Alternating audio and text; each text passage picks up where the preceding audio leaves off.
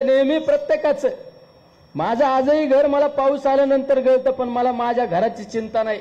मला माझ्या झोपडीतला माणूस चांगल्या घरात राहायला पाहिजे ही भावना माझी नेहमी असते. म्हणजे दुसऱ्याच्या दुःखात दुःख पाहणारा मनुष्य बी, दुसऱ्याच्या आनंदात आनंद पाहणारा मनुष्य. कोविडच्या कालखंडामध्ये साहेब तुम्ही सुद्धा मला फोनद्वारे माझी चौकशी केली आणि मला सांगितलं की तू सुरक्षित राहा. साहेब माझ्या समोर एकच टार्गेट होतं त्यावेळेस. मी वैष्णोदेवीला होतो, त्या पुस्तकामध्ये सगळं नमूद केलेलं आहे. 11 एप्रिलची तारीख होती आणि त्या दिवशी नगरमध्ये 42 डेड बॉड्या एका लाईन मध्ये जळत होत्या आणि मला रात्री 11:30 वाजता व्हिडिओ आला. अशोक घुले माझ्या बरोबर होते आणि आम्ही जम्मूच्या स्टेशनला एअरपोर्टच्या बाजूला एक रूम घेऊन थांबलो आणि ज्यावेळेस मोबाईलवर 42 डेड बॉड्या नगर शहरातल्या जळत असताना पाहिल्या, मी रात्रभर त्या ठिकाणी बसून राहिलो. माझे सहकारी विचारायचे काय भानगडे, का झोपलं नाही, काय नाही, बसलो. मला असं वाटलं मी कधी उडून जाईन आणि माझ्या लोकात जाईन आणि माझ्या लोकांना सुरक्षित ठेवीन. मी 11 एप्रिलला त्या ठिकाणी सकाळी निघलो, मुंबईला आलो आणि मुंबईला आमच्या सहकाऱ्यांना फोन केला की आपल्याला कोविड सेंटर सुरू करायचंय. आणि 14 एप्रिलला कोविड सेंटर आदरणीय शरदचंद्रजी पवार आरोग्य मंदिर या नावाने सुरू केलं साहेब. त्या दिवशी त्या सकाळी उठल्यानंतर मी आई वैष्णोदेवीच्या मातेचं दर्शन घेतलं, आई वडिलांचं दर्शन घेतलं आणि त्यांना स्मरून सांगितलं मी माझ्या लोकांना त्या ठिकाणी सुरक्षित ठेवण्यासाठी मी आता मागे फिरणार नाही. माझा देह हा तुला अर्पण करतो, हा मी देवी मातेचं दर्शन घेऊन सांगितलं. आणि साहेब त्या दिवसापासून मी 7 महिने आणि 5 दिवस मागे फिरलो नाही. कोविड सेंटरमध्ये झोपलो. 33,000 पैकी कमीत कमी 29-30,000 लोकांना गळा भेट दिली असेल. कारण मला माहित होतं मी जर एक पाऊल पुढे टाकला तर माझ्याबरोबर माझे सहकारी पाऊल टाकणार आहे. त्यावेळेस तर अशी भीती निर्माण झालेली होती. पण माझ्या मनात रोज एक चिंता असायची, माझं उद्या बरं वाईट झालं तरी चालेल, पण माझ्याबरोबर 24 तास काम करणारा माझा जर सहकार्याला एखाद्याला जर काही दगापटका झाला तर मी हे दुःख आयुष्यभर विसरू शकत नाही. हे नेहमी एक दुःख काही मनात सल असायची. पण एक परमेश्वराची अदृश्य शक्ती, तुमच्यासारख्यांचे आशीर्वाद साहेब, त्या ठिकाणी आपण सुरक्षितपणे काम करू शकलो आणि अनेक लोकांना उपचार देऊ शकलो.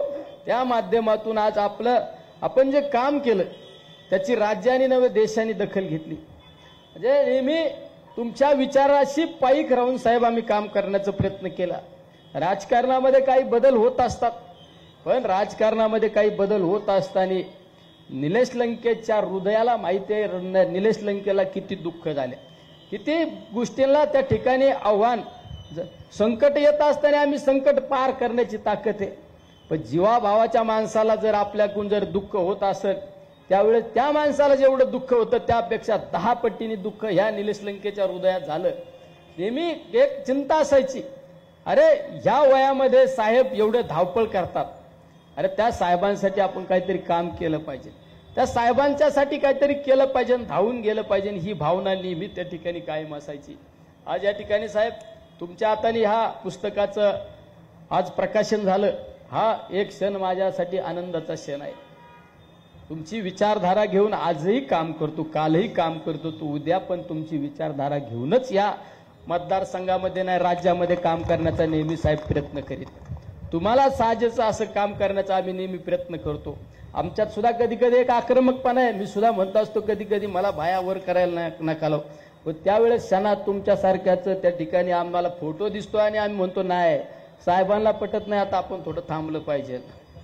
म्हणजे कधी कधी आमच्यातला पण एक आक्रमकपणा जागा होतो, पण साहेबांना जे विचार पटत नाही ते विचार आम्ही नेहमी टाळण्याचा प्रयत्न करतो. म्हणजे साहेब सगळेजण या ठिकाणी आज इतक्या संख्येने उपस्थित, काय छोट्या मॅसेजवर एवढे लोक आज उपस्थित आहे. साहेब अमोल कोल्हे साहेबांनी सुद्धा मला शिवपुत्र संभाजी महाराजांच्या महानाट्यामध्ये मला त्या ठिकाणी इतकं साहेब सहकार्य केलं. म्हणजे मी तो कार्यक्रम घेऊ शकत नव्हतो, पण त्या कार्यक्रमाला त्यांनी सांगितलं तू काळजी करू नको, तुझी इच्छा आहे ना नगरमध्ये महानाट्य करण्याची, तू चिंता करू नको, मी तुझा भाऊ या नात्याने तुझ्या पाठीशी आहे, तू बिंदास कार्यक्रम घे, फक्त नियोजन कर. मी म्हणलं नियोजनाची काळजी करू नका खासदार साहेब, मी नियोजनाच्या बाबतीत एकदम परफेक्ट, माझे हे सगळे जीवाभावाचे लोक आहे. साहेब 2000 कार्यकर्त्यांनी एक 8 दिवसामध्ये 12 लाख लोकांच्या घरापर्यंत जाऊन त्या ठिकाणी पास वाटप केली आणि प्रत्येकाच्या घराघरापर्यंत छत्रपती संभाजी महाराजांचे विचार गेले पाहिजे ही भावना त्या मागे होते.